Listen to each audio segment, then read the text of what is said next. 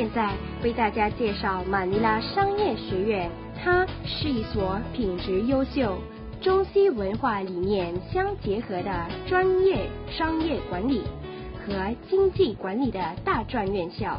它提供4年不限名额的奖学金，让同学们能顺利的毕业大学。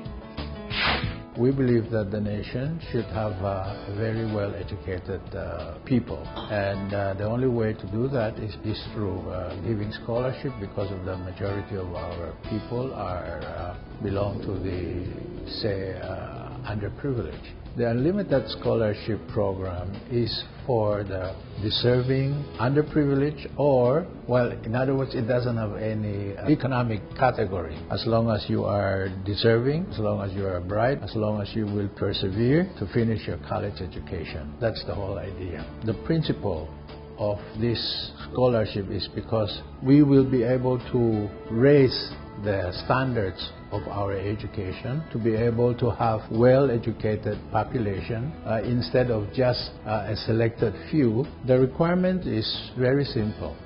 All you have to be is, number one, a Filipino, graduate from high school. You enter the college as a freshman. You must have an 82.5 grade average to be able to to qualify for the qualifying exam.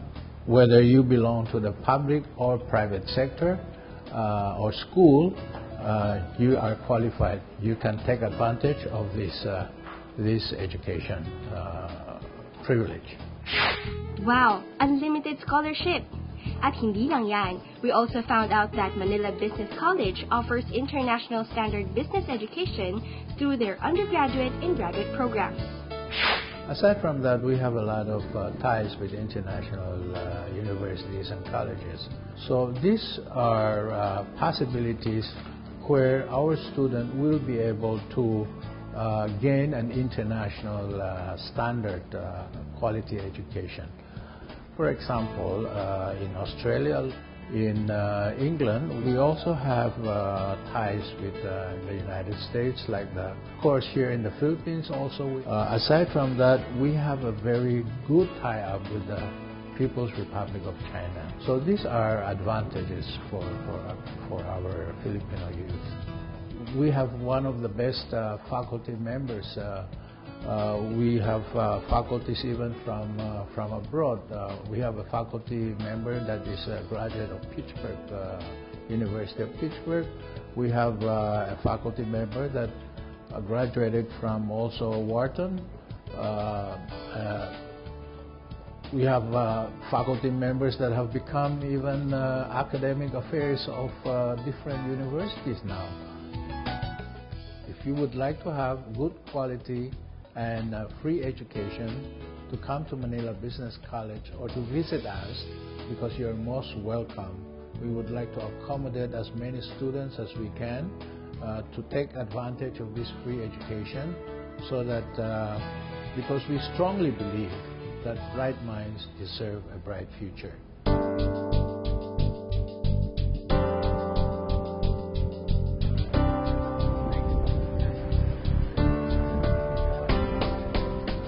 全球的观众朋友们，大家好，欢迎收看 Chinoy Chart。今天我们的 Chinoy Chart 将为大家介绍的是 Facebook 我们网友们所票选出来3家最适合办酒席的餐馆。Now, not everyone may be familiar with the Laureate style of dining.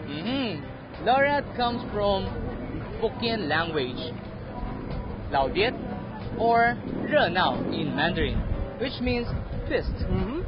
Laureate dining usually consists of at least 8 different kinds of dishes, and are usually served during special occasions like birthdays and weddings. At least 8 courses, ha? Ang dami, no? Kaya mo ba yun? Ako, parang hindi ko kaya eh.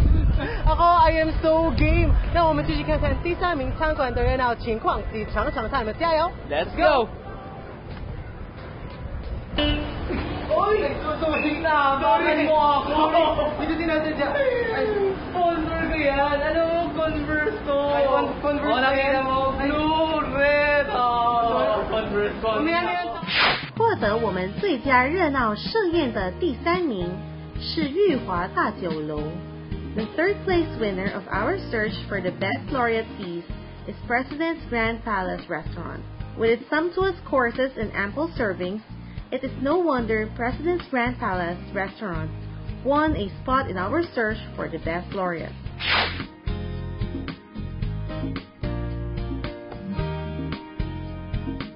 Nandito po tayo ngayon sa President Grand Palace Restaurant. Saan tayo mag-start?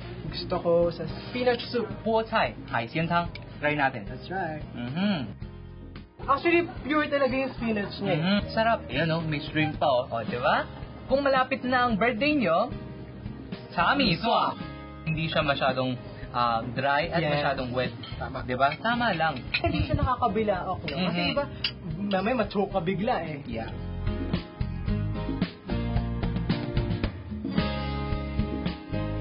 Peking duck.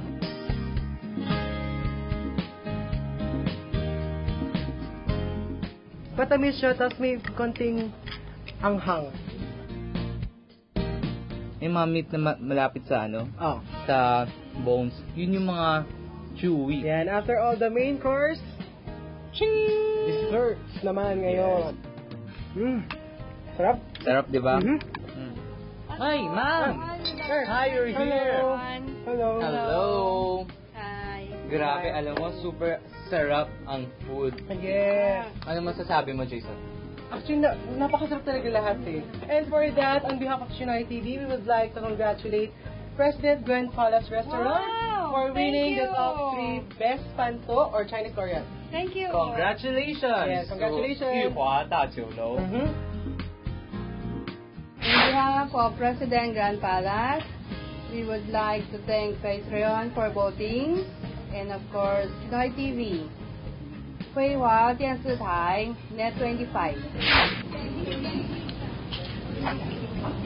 Jason sa tingin ko hindi ko na kaya After kinain ko lahat ng laureate, grabe, feel ko super full na ang tiyan ko. And I think I have to go to gym na. What? Gym? Mag-gym ka talaga? Yes! Tingnan mo. Grabe, iwan ka sa area. Ako ubos ito. Kung kaya mo, okay lang. Meron pa naman tayo dalawa later, di ba? So, see you later. Okay? Kaya mo yan, pare. Wait. Oy, Willard, uy. Ano? Wait lang, huwag mo na malis. Okay lang. See you later, okay? Dun sa number 1. Bye. Sige. Umalis na rin siya. Masasaulo ko na to. Well, I guess I have to taste the second prize winning laureate all by myself. Ay, akala ko pa naman masasaulo ko.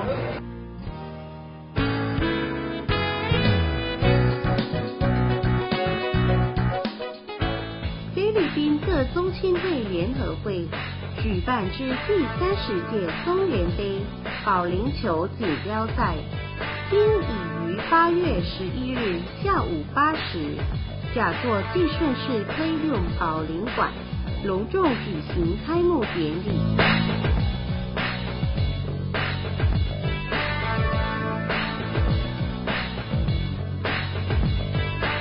试碗开幕典礼由轮值常务理事吴荣灿先生担任主席，并恭请飞华体育总会执行副理事长蔡端仁先生训勉，皆由陈康乐主任有缘为参赛球员监视，最后由常务理事和主要会宾试碗出席之各宗亲会首长共同主持开球礼，司仪由副秘书长蔡怀强先生担任。